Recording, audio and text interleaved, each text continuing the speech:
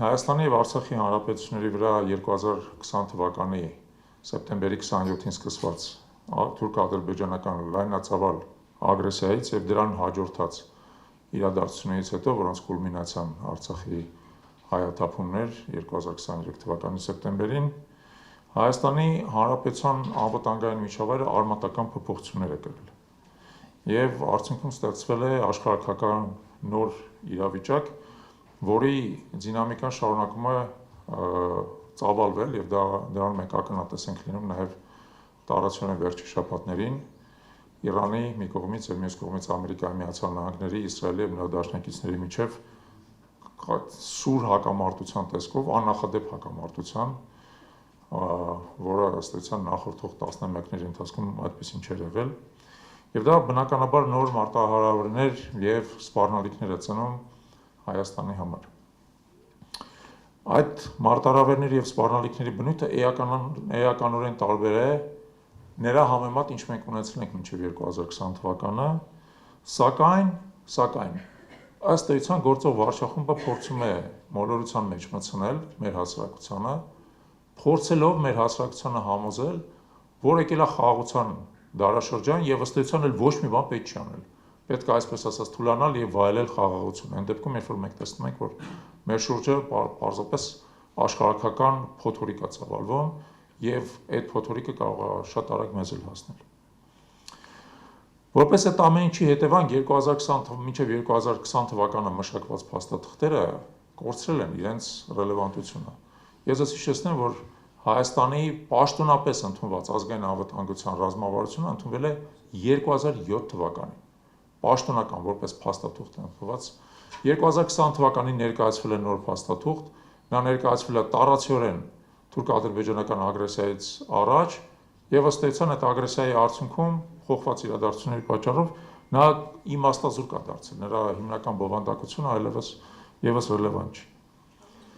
Ուստի հիմա անհրաժեշտություն է առաջացել նոր փաստաթղթի ազգային անվտանգության ռազմավարության, սակայն պետք է հասկանալ, որ ազգային անվտանգության ռազմավարությունը դա առաջին հերթին իշխանության,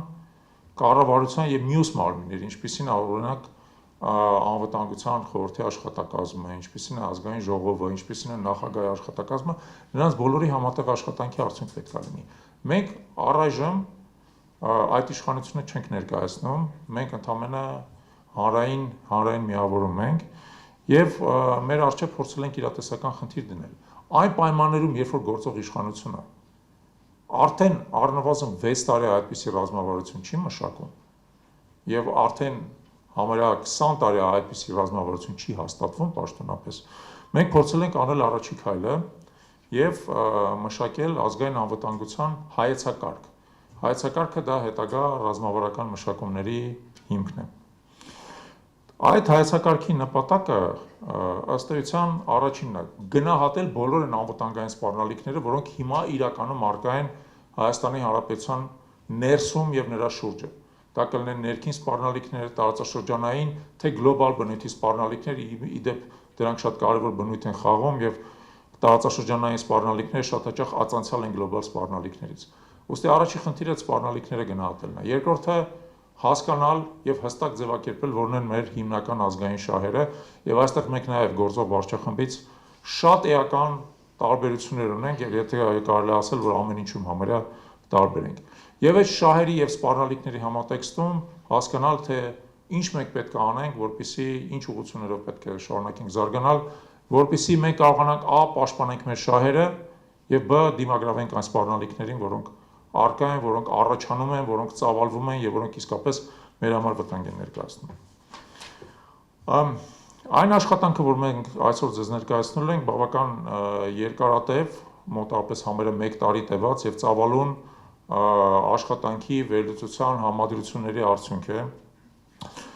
որը կատարվել է Հայ ազգային քաղաքացիական միավորման պատվերով և նրա նաև փորձագետների մասնակցությամբ։ Աշխատանքային խումբը ներառել է այստեղ ներկա Աշխեն Բեգլարյանին, Վարուժան Գեղամյանին, որը այսօր ներկա չի, և Ավետիք Քերոբյանին։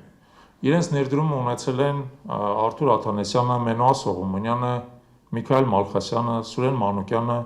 Արմեն Մանվելյանը, Սուրեն Սարգսյանը, Սամվել Հակոբյանը եւ մի շարք այլ փորձագետներ, այսինքն բավական ընդգրկուն փորձագիտական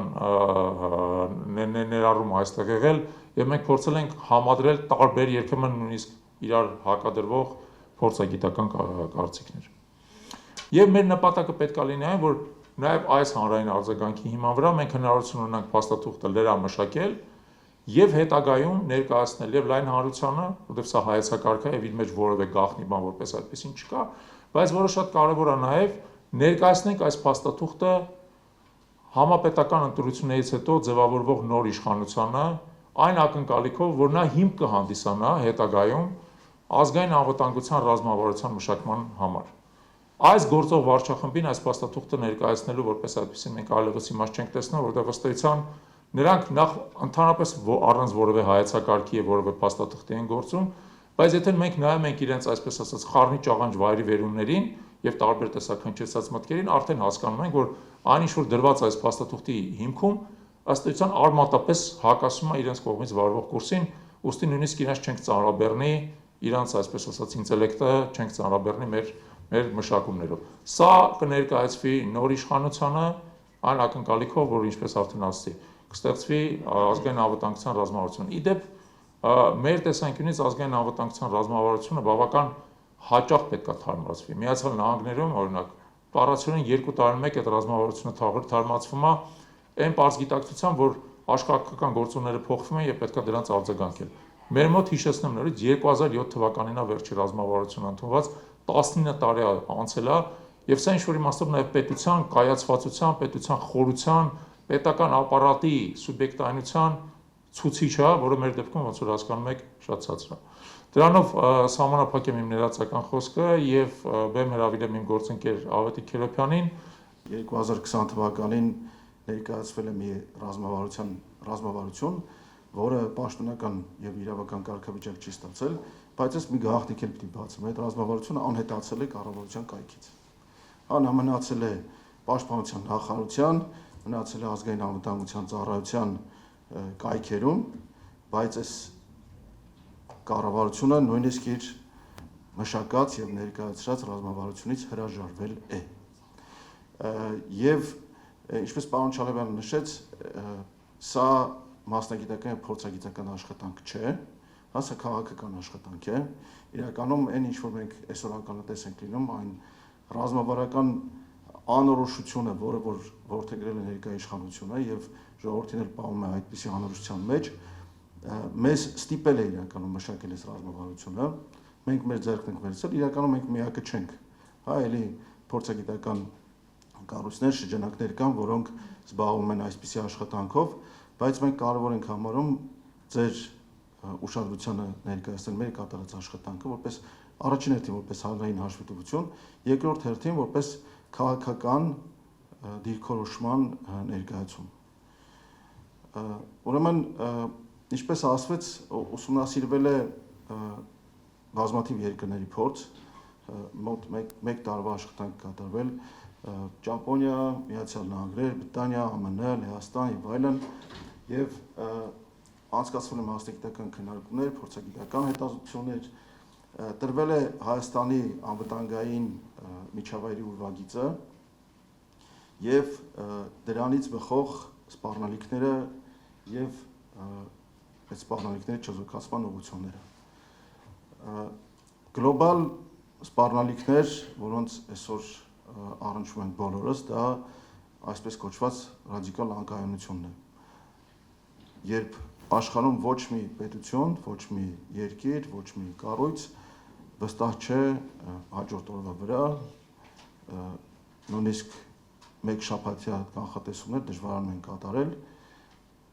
տնտեսությունը դանդաղացել է համաշխարհային, կլիմայի անկանխատեսելի փոփոխություններ են տեղի ունենում եւ մեծ հակագլոբալիստական շարժում է իրականում ընթանում, երկրները փորձում են պարփակվել իրենց սահմաններում, փորձում են կառավարել իրենց սեփական ռեսուրսները, բայց նաեւ ռեսուրսների մրցավազք է ամբողջ աշխարհում։ Ինչ ունենք մենք մեր տարածաշրջանում, իրականում ուժի վակուում,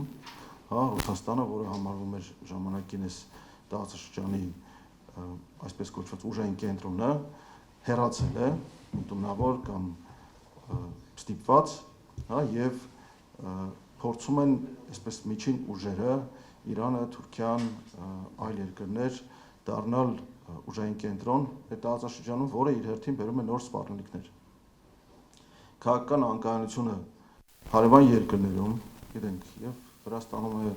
այդքան կայուն չի վիճակը, եւ Թուրքիայում այդքան կայուն չի վիճակը, Իրանում ինչպես նշվեց, իրականում պատերազմ է ընթանում, եւ Ռուսաստանը ինքը ներքաշվել է պատերազմի մեջ, եւ սա ստեղծում է նոր սպառնալիքներ մեր համար, իսկ միջանցքային այսպես կոչված պատերազմները, որոնք մեր տարածքին են ուղղակի սպառնում, հա, նոր սպառնալիքներ, նոր բնույթի սպառնալիքներ են մեզ ներկայացնում։ Անմիջական արտաքին սպառնալիքներ, այստեղ ուրվագծերով են նշված մեր անմիջական արտաքին սպառնալիքները, որոնք Թուրքիան են եւ Ադրբեջանն են, հա, եւ սրանք ուղիղ եւ բացահայտ թշնամական վերաբերմունք են ցույց տալիս Հայաստանի Հանրապետության նկատմամբ, չպետք է շփոթել իշխանություն ներկայացնող վարչախմբի հետ անձնական փոխհարաբերությունները, որոնք ընդգծված դրական են եւ որոնք իրականում կոչված են մոլորեցնելու մեր հանրությանը, մեր ժողովրդին, մեր պետությանը, թույլատնելու, բթացնելու մեր զգոնությունը եւ ի վերջո անպատրաստ մեզ թողնել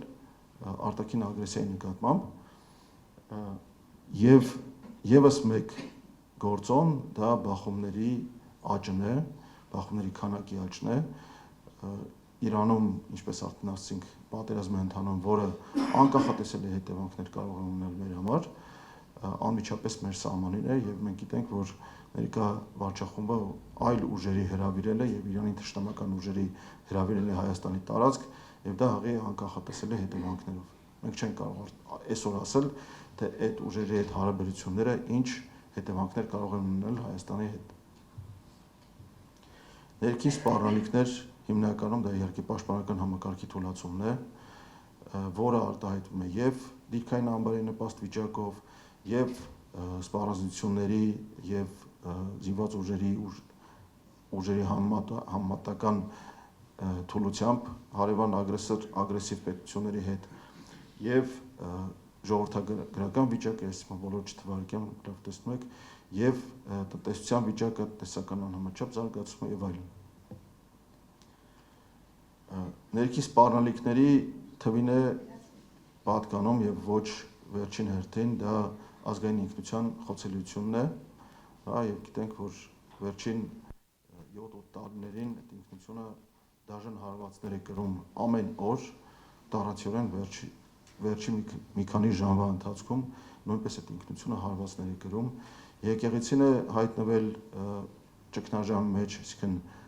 ճգնաժամը եկեղեցու եւ իշխանության միջև է, ոչ թե եկեղեցու եւ հանրության միջև, բայց այդ ճգնաժամը լուրջ ազդեցություն ունի մեր ներքին կայունության, ներքին վիճակի վրա եւ իրականում եթե ընդունենք եւ պետք է ընդունենք, որ հայ առաքելական եկեղեցին հանդիսանում է մեր ինքնության ամենաերկարատև եւ ամենակայուն եւ ամենատարածված հիմնասյունը, պետք է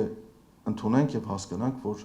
պայքարը ոչ թե եկեղեցու կամ կոնկրետ եկեղեցականների դեմ է, այլ հայ ազգային ինքնության եւ Հայաստանի Հանրապետության դեմ է պայքարը։ Եվ պետք է մի բան էլ ավելացնենք, իրականում այս ռազմավարության հայեցակարգի ներկայացումից դա դրա հետևանք է, իրականում պետական արդյունավետ կառավարման բացակայությունն է։ Եթե լիներ արդյունավետ կառավարում, մենք այս սրա կարիքը չէինք ունենա։ Եթե լիներ արդյունավետ աշխատող պետական համակարգ, այն կունենար ռազմավարություն, այն կունենար հանրության հետ երկխոսություն, գործողությունները կբխեին ազգային եւ պետական շահերից, եւ մենք ուղղակի իսկապես լծված կլինենք ինքներս մեր ամեն մեկս մեր գործով։ Բայց ելի իմ կրկնում, մենք ստիպված ենք անել այն գործը, որ չեն անում պետական մարմինները, որ չեն անում այն մարմինները, որոնք ուղղակի սահմանադրական պարտականություններ ունեն։ Եվ դա հետևանք է իրականում պետական համակարգի դեգրադացիայի եւ հանրային վստահության դեգրադացիայի, որը իրականում իր մեջ կրում է մեծ սպառնալիք։ Յուրաքանչյուր հաջորդ իշխանություն մեծ գործ ունի անելու այդ հանրային վստահությունը վերականգնելու։ Ինչ որ ասացի, այս սպառնալիքները իրենց հերթին եւ պետական համակարգի դեգրադացիան բերում են իր հերթին այսպես կոչված ռազմավարական անկարողություն։ Երբ պետական համակարգը մաս կազմող մարմինները իսպառ զրկվել են իրենց կարողություններից, չեն կարողանում ցուցաբերել ճկունություն, չեն կարողանում ցուցաբերել հարմար ողականություն, այսպես կոչված ադապտիվություն, այո, զբաղված են ընդհանրապես իրավիճակային արձագանքներով եւ հարկատուների փողերով թանկ կինո են ցույց տալիս իրականում գործունեության պատրանք։ Մենք փորձել ենք սահմանել Հայաստանի ազգային շահերը։ Այն ինչ որ չի կարողանում անել տևական ժամանակ ոչ մի իշխանություն, եւ չեն կարողանում ներկայացնել իրական շահերը, այն ինչ որ մեր անհրաժեշտ է։ Եվ կրկնեմ, այս ազգային շահերը բխում են մի բանից՝ հարատև հայկական պետություն ունենալու նպատակից, որին լծված է հայակվեն, որին լծված է բոլոր ազգային քաղաքական ուժերը, եւ զբաղված են հենց դրանով, հարատև պետություն կառուցելով։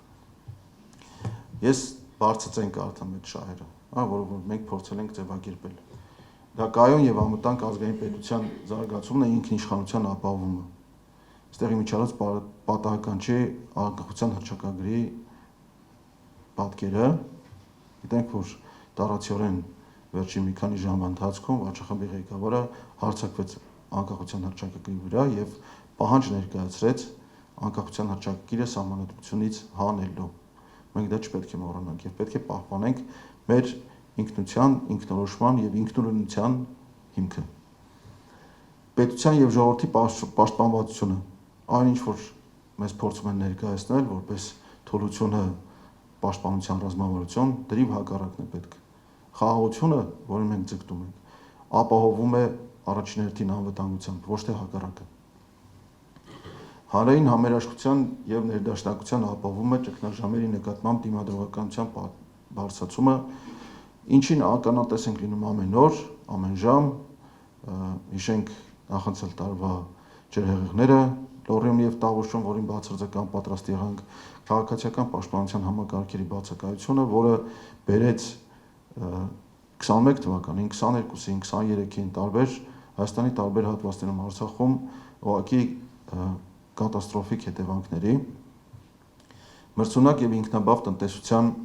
ձևավորումը եւ ինքնաբավությունը այստեղ չպետք է հասկանալ, որ մենք պարփակվենք եւ փորձենք մեր ռեսուրսներով, բացառապես մեր ռեսուրսներով սահմանափակվել, դա նշանակում է ունենալ այնպիսի մրցունակ տնտեսություն, որ կարող է չեզոքացնել եւ դարձնել առավելություն այն պակասը, որ մենք ունենք, իրական դրա համար օգտագործելով այն ռեսուրսները, որը մենք գետնի վրա ունենք թափված եւ չենք օգտագործում։ Եվ այդ ռեսուրսները բազմազան են, ջրից եւ ընդերքի ռեսուրսներից սկսած մինչև արև, քամի, էներգետիկայի տարբեր աղբյուրներ, այլ աղբյուրներ, տնտեսության այնպիսի ճյուղեր, որոնք այսօր անպատկերացնեն է, որ զարգացնեն ինտենսիվ գյուղատնտեսություն եւ այլն, որ կարող է բերել նաեւ բարենային անվտանգության։ Եվ ինքնության պահպանումը եւ հայկական քաղաքակրթության ամրապնդումը գլոբալ զարգացումներին համընթաց չենք կարող մեկուսացված մնալ այդ զարգացումներից, չենք կարող համարել, որ մենք մեզնով մեր ուրույն դերում, այս փոքր տարածքում կարող ենք անմասն մնալ գլոբալ զարգացումներից, բայց պետք է դրանց համընթաց գնալ եւ պետք է հարմարվել եւ այդ զարգացումները օգտագործել իշահ մեզ։ Հայ առաքելական եկեղեցին որպես ազգային բացառիկ ինստիտուտ, դրա դերի ամրապնդումը մեր շահերից է բխում, հայրենիքի եւ սփյուռքի հետ կապերի հետևողական զարգացումը եւ ամրապնդումը, ազգային ռեսուրսների կենտրոնացումը հայրենիքում, իշահայկական պետության զարգացման, Հայաստանի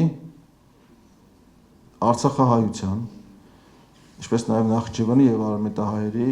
իրավունքների վերականգնումը եւ դրա երաշխավորած պահպանումը։ Ինչ եմ այստեղ ավելացնում Հայաստանի, որովհետեւ Հայաստանում բոլորիս իրավունքներն են ոտնահարված, բոլորիս իրավունքներն են խախտված, սկսած գույքային, ազատ տեղաշարժման, ազատ խոսքի եւ մնացած բոլոր իրավունքներից։ Մենք Արցախում թողել ենք հսկայական ժառանգություն, մշակութային, պատմական, արցախցիները այնտեղ թողել են իրենց գույքը, մենք այնտեղ թողել ենք մեր պաշտպանության վահանը եւ այն պետք է վերականգնվի։ Դրա այդ իրավունքների հետեւողական պաշտպանությամբ, դրանց միջազգային հարթակներում, դրանց հետևից գնալով եւ դրանց տեր կանգնելով։ Սփյուռքի հետ հարաբերությունների զարգացում, աշխարհասփյուռ հայությունը հսկայական ռեսուրսների է տիրապետում, բայց այսօր հայրենիքից կտրված են։ Մենք պետք է ամեն ինչ անենք եւ այդ մեր նպատակներից մեկն է զարգացնել Սփյուռքի հետ կապերը, ստեղծել համահայկական կառույցների համար ձևավորման եւ զարգացման համար նպաստավոր պայմաններ Հայաստանում եւ Սփյուռքում։ Սփյուռքում աշխատանքը չպետք է միայն ճանաչողական տուրերով սահմանը փակվի, այնտեղ պետք է ակտիվ աշխատանք կատարվի, այդ ռեսուրսները պետք է մոբիլիզացվեն, ծառայեն հայության եւ Հայաստանի Հանրապետության շահերին։ Հայ առաքելական եկեղեցու հիմնական դերը, որպես մեր հոգևոր արժեհամակարգի ձևավորող, պետք է ամրապնդվի, պետք է զարգացվի, պետք է իրականում իհարկե պետք է նաեւ ակտիվ եւ արդյունավետ երկխոսություն ձևավորվի հանրության եւ եկեղեցու միջեւ, բայց դա մեր մեղքը չէ, որ այսօր դա այդպես չէ։ Ոչ էլ եկեղեցու մեղքն է։ Մենք պետք է վերականգնենք եկեղեցու դերը, որպես ինքնության պահպանման միջոց, որպես հոգևոր արժեհամակարգի, հոգևոր եւ արժեհամակարգի պահպանության միջոց, որպես պետականության ամրապնդման միջոց։ Եվ վերջապես, այս վերջի սահիկն է, որ ներկայացնում եմ ձեր ուշադրությանը, դա պետական արդյունավետ կառավարման համակարգի վերականգնումն է։ Այն ինչ հետևողականորեն զեղչվել եւ ջրվել է վերջի տարիներին, բացահայտ անկարող եւ բացարձակ անկարող է դարձել, կախված է դարձել մեկ մարդու կմահաճույքից եւ դա չի փոխվի, եթե մենք չվերականգնենք մեր վերահսկողությունը պետական կառավարման համակարգի նկատմամբ իրական ժողովրդավարություն հաստատելով։ Այնպիսի ժողովրդավարություն, որտեղ յուրաքանչյուր քաղաքացի կունենա մասնակցություն ոչ թե ընտրությունից ընտրություն, այլ դրա միջակայքում, անընդհատ եւ անմիջական մասնակցություն։ Դա իր մեջ ներառում է եւ թվային գործիքների կիրառումը արդյունավետությունը բարձրացման համար եւ պետական կառավարման համակարգի նկատմամբ վստահության բարձրացումը եւ ներքին համերաշխության եւ ներդաշնակության վերականգնումը։ Դա պարտադիր չէ, որ մենք լինենք համակարծիք ամեն ինչում, եւ դա չի կարող այդպես լինել, հայ ենք վերջի վերջո, 3 հայ, 4 կարծիք, շնորհակալություն։ Ես մտածում էի, որ ռազմավարությունը մի քիչ ավելի կոնկրետ կլինի, բայց ինքը շատ ավելի ռազմաքաղաքական ոլորտի մեջ, հա, շնորհակալություն։ Բայց ինքը շատ ավելի բազմաբովանդակ է, շատ ավելի լայն է, ու ինչ որտեղ այն շրջանակներից, որ ես պատկերացնում էի, Երևակայի մի 10 անգամ ավելի մեծ է, երևի ճիշտ կլինի ռազմական վտանգներից, ես մի քիչ խոսամ, որը որ մեզ շրջապատում է ռազմաքաղաքական վտանգներից, չանդրադառնալով կոնկրետ, ասենք, ձեր մշակածին, որտեղ ես ձեր մշակածը առաջի տպավորությունը մենակ վերնագրերից է, դա տպավորություն չէր կարա մոտս առաջանալ, ես պիտի փաստաթղթին ծանոթանամ էլ, եթե դա գաղտնիք չի, անպայման ես ծանոթանամ այդ ծրագրին, շատ վաղուց էլի, ասենք, բանը մի քիչ ժուրնալիստի բառեր ասեմ, շատ վաղուց Մերձավոր Արևելքը եռում է, ու միայն կույրը դա չէր տեսնում, ինձ վախեցնում այն, որ մեր իշխանության արձագանքները անգամ մեր կողքի գիգանտ երկրներից մեկի, մեր հետ համեմատ Պարսկաստանի, Իրանի վրա հարձակումից հետո իմ համար բանա վախացնող անտարբեր էր։ Իմ համար վախացնող անտարբեր, որովհետև չի զգացվում, որ իրանք ինչ-որ քայլեր են արել ու հիմա այդ հարձակումը տրիգերի դեր խաղաց, որ այդ քայլերը իրանք պիտի արդեն հանրությանը ներկայացնեն, խոսքի օրինակ MÇS-ը այդտար ինչ-որ պալատկեք փռեր, համար մեկ տար այսինչ պոստերին, ռեզերվիստներին կանչեր խոսքի սահմանափակ մասնագետներին, դա ինձ մի քիչ վախացնում է, բայց ինձ ավելի շատ վախացնում է հանրության, այդ թվում նաև ապոզիցիայի անտարբերությունը, թվում է թե իրանք անտարբեր չեն, բայց իրականում անտարբեր են, նայեք, չկա ոչ մի ակտիվ գործողություն, նաև այն մարդկանց կողմից, ովքեր որ մեղադրում են անգործունայության մեջ, ասենք իշխանությանը։ Ու դա ինչ որտեղ բացատրվում է իհարկե այս նախընտրական բանով, ժամանակաշրջանով։ Այն վտանգները, որ մեզ սպառնում է, Իրանի հետ պատերազմով սկսում է, այդ վտանգը դա չի միայն։ Հիմա ենթադրենք բանա, ցամաքային օպերացիա սկսի Իրանի դեմ, որտեղից է սկսելու։ Միակ ուղղությունը Թուրքիայի կողմից է, Թուրքիա եւ ասենք Բաքվի Հանրապետություն։ Միակ ուղղությունը, ուրիշ ուղղություն չկա, որտեղ ինքը թիկունքից հարվածներ չի ուտելու այդ կոալիցիան, որը որ հարձակվել է բանի վրա, Իրանի վրա։ Իսկ համոզված եք, որ Թուրքիան կամ ասենք Բաքվի թուրքերը պայման չեն դնի, որ Տրամփ ջան, մեզ մի 3 տարով Սյունիքը ամբողջությամբ տրամադրի արենդայով, մենք էլ հայերին 200 դրամ ամիսա մետրին փող կմուծենք, թուրքական ռազմական կառավարության տակ Սյունիքը ո՞նց եք պատկերացնում։ Ոչ մի քայլեր չկա, ոչ մի տեղից, որ նման վտանգները, որ ընդհանրապես միգուցե իմ հիվանդ ասենք ուղեղում է առաջանում, որ նման վտանգները փարատվի, ոչնչացվի, կանգնացվի, ասենք նոր ուրվագծվելու պահին, որը շատ ավելի հեշտ է, քան երբ որ միսու արուն ստանա։ Ինձ այդ ամեն ինչը անհանգստացնում է, ինձ թվում է ցանկացած մարդու պիտի անհանգստացնի, որը որ այդ վտանգներին մի քիչ ավելի պարզ է նայում։ Ես սովորել եմ դեռևս 18 տարեկանից, երբ որ ժամկետային զինծառայության էին, մեզ սովորացնում էին, եթե քեզ մի բան վախացնում է, գնա այդ ուղղության, դրա ուղղության վրա։ Դա ամենաապահով ձևն է, որտեղ վախացնում է քեզ այն, ինչը դու չես տեսնում, ինչից ասենք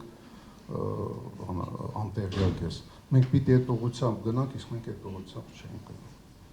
Շատ լավ, ես մի կարճ արձագանք, իդեպ ասեմ ձեզ, որ ձեր նշած վտանգը չափից դուրս իրատեսական է, դա բնավ որևէ հիվանդ ուղեղի ծնունդ չի, ընդհակառակ երբ որ դու նայում ես քարտեզին, հասկանում ես, որ Թուրքիան եւ Ադրբեջանը եթե ներքաշվեն այս հակամարտության մեջ, հստակ պայման են դնելու իրանց միջև ցամաքային կապ ապահովելու եւ շերտ, հա։ Եվ այսպես ասած այս բանի տերերն էլ կարող է իրանց այդ կապը բան անեն, ապահովեն։ Հա, ուզում եմ ասեմ, որ շատ իրատեսական է ձեր ասածը, պարզապես ասեմ ձեզ հետեւյալը, որ այդ իմաստով ինձ թվում է այս պահին որևէ ընդդիմադիր կառույց առանձնապես չունի ազատության աշճան դրան հակադրվելու, բայց գործող իշխանությունը պետք է դրանով զբաղվի։ Կբարձրաձայնվի, համոզված եմ, որ կբարձրաձայնվի, սա է լավ առիթ է բարձրաձայնելու այս խնդիրը, որտեղ իսկապես խնդիրը չափից դուրս ծուր է։ Բայց նաև արձագանքելով ձեր առաջի մտքին, որ այո, պետք է փաստաթղթին ծանոթանալ, բնականաբար մենք փաստաթուղթը առաջիկայում կհրապարակենք, ենթադրում եմ մեր կայքում կհրապարակենք եւ բոլոր հետաքրքրված կողմերին այդ փաստաթուղթը կտրամադրենք։ Ինչպես արդեն ասացինք, նա գաղտնիք չի, նա հայեցակարգ է, իդեպ պարոն Վարդանov, ուզում եմ ասել ձեզ, որ սա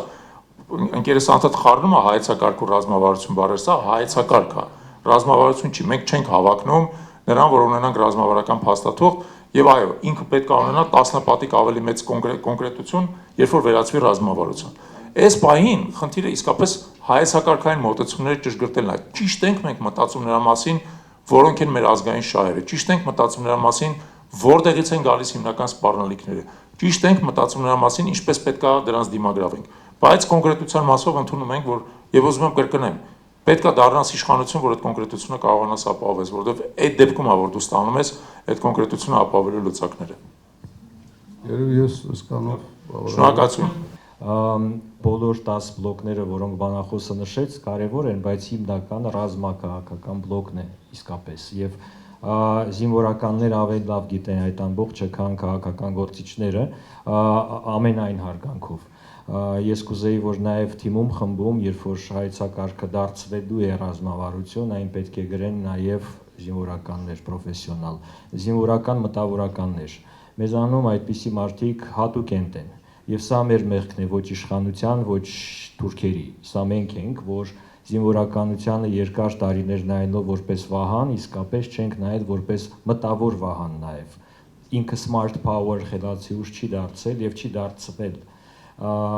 Սա մեկ խնդիր, երկրորդ խնդիրն է, որ ռազմավարություն ունենալու համար պիտի ռազմավարական մտածողություն ունենալ։ Մենք անգամ վատ եղանակից խոճապի ենք մատնվում եւ դա տևում է միշտ։ Սա ոչ միայն ինստիտուցիոնալ կառույցների վատ աշխատանքի հետևանքն է, այլ մեր հոգեբանության։ Մենք այդպիսին ենք, մենք մեր այս սեղանիկից են կողմ չենք տեսել, չենք տեսնում եւ շատ հետաքրքիր լավ սոցիոլոգ կար Սվետլանա Լուրիեն, որը որ մեզանում աշխատել է եւ գիտի հայ ժողովրդին, չլինելով հայ գրել է, որ հայ մարդու համար 3 բան է պետք երջանիկ լինելու համար՝ բիզնես, դպրոց, կիրակնորիա կամ ոչ կիրակնորիա, որ հայերեն լեզու սովորեցնենք եւ ասենք հայ ենք, եւ եկեղեցի։ Իսկ այդ 3-ը կարելի է տեղավորել ցանկացած տեղ՝ Կղզիում, Ամերիկայում, Գլենդելում, Հայաստան ունենալու խնդիր չի առաջանում երջանիկ լինելու համար։ Եվ մենք մենթալիտետի խնդիր ունենք, ոչ միայն փաստաթղթերի, փաստաթուղթը կարող է իդեալական լինել, բայց կիրառողները չկարողանան դա օգտագործել եւ մենք սրան ենք բախվում այս 30 ինչքան տարիների ընթացքում։ Ես միշտ հիշում եմ ցանկացած փուլում, ցանկացած լավ փաստաթուղթ կամ բարեփոխում, լինի դա կրթության ոլորտ, անվտանգության ոլորտ, միշտ սկսվել է նրանից, որ մենք ինչ-որ բան չենք ունեցել։ Ղրիմյան հայրիկի տիպիկ բանաձևն է, չենք ունեցել։ Հիմա նույնպես նորից չունենք։ Եվ այդ չունենալը ունեցողից է գալիս, մեզնից ինչու չունենք մինչև հիմա։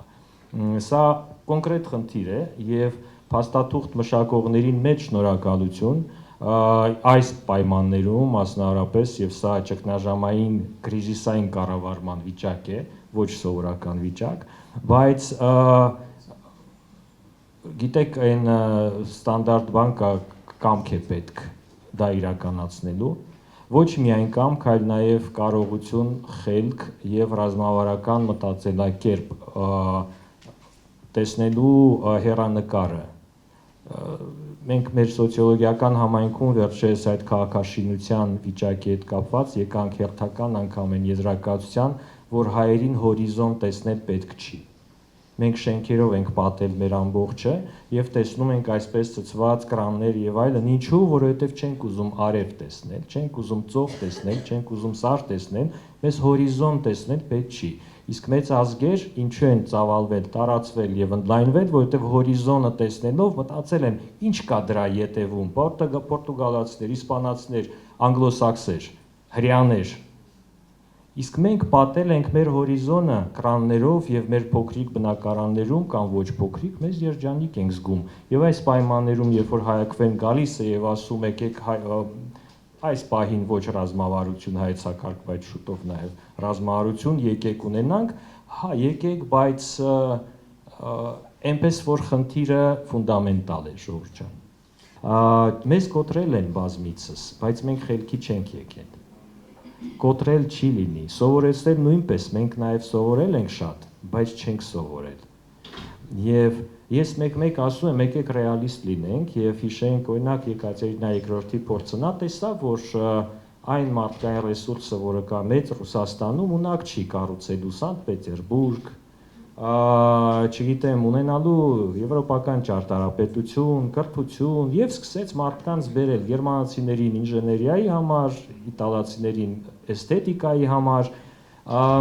միգուցե մենք նույնպես ոչ թե բացվենք, որովհետեւ մեզ բացել են զորով, այլ բացվենք այն ուղղությամբ, որը որ էֆեկտիվ է, դրական է, գնանք մեր պատվիրակներով ոչ թե շոփինգ անելու, այլ սովորելու եւ մեզ հետ գալուց բերենք մի քանի խելացի մարդ, վճարելով իրենց այն ինչ պետք է, որովհետեւ լրավճար եւ պարգևավճարներ շռայլվում են, ավելի լավ է տալ գերմանացի ինժեներներին, որպեսզի մեր պաշտպանական համակարգը կառուցեն։ Մեզ հետ միասին չենք թերագնահատում, բայց օրինակ ես գիտեմ, որ մենք մեր կյանքը շատ սահմանափակ է, այն մոտավորապես 70 տարի է եւ իմ այդ կյանքի մեծ մասը ես չտեսա էֆեկտիվ աշխատանք իմ հողում, իմ սիրելի հողում եւ ես արդեն չեմ ուզում եւս մի շանս տալ մեզ։ Այսինքն ես կուզեի, որ մենք նաև մարդկային ռեսուրսների կառավարման մոտեցում կիրառենք որպես ստրատեգիական խնդիր վերջի վերջո։ Եվ այդ ռեսուրսը սեփական կարողությունները չերիքեցին մեզ, եկեք ընդունենք այդ հանգամանքը։ Եվ եկեք մեծամիտ չվերաբերենք այլոց, թշնամիները ֆիքսված են եւ դարավոր են, բայց այլոք մենք մեծ խոսել ենք կիրգիզներ, ուզբեկներ եւ այլն ռուսներ, հիմա արդեն մեծամիտ ենք ռուսների հանդեպ դարձել։ Եկեք մենք մեզ օբյեկտիվ գնահատենք մեր կարողությունները, շնորհակալ լինենք մեր մեծերին, բայց ռեալիստ լինենք եւ հասկանանք, որ մենք այսքանը կարող ենք, այսքանը չենք կարող եւ չենք կարողացել երբեք եւ սկսենք էֆեկտիվ ոչ վնասելով մեզ մեր ինքնությանը, բայց էֆեկտիվ լինել։ Խոսք գնաց կներեք, որ երկար եմ խոսում, որտեղ արդեն ուշացա եւ եկեղեցու մասին մենք հոգեվորականների հետ միշտ խոսել ենք, ես միշտ ասել եմ, ինչու էքսպորտ չեք անում հայ քրիստոնեությունը, ինչու չեք արտահանում հայ քրիստոնեությունը։ Մենք քննադատում ենք Եվրոպան, իրենք ունեն շատ լավ, ասենք, հանրային կառավարման համակարգ, բայց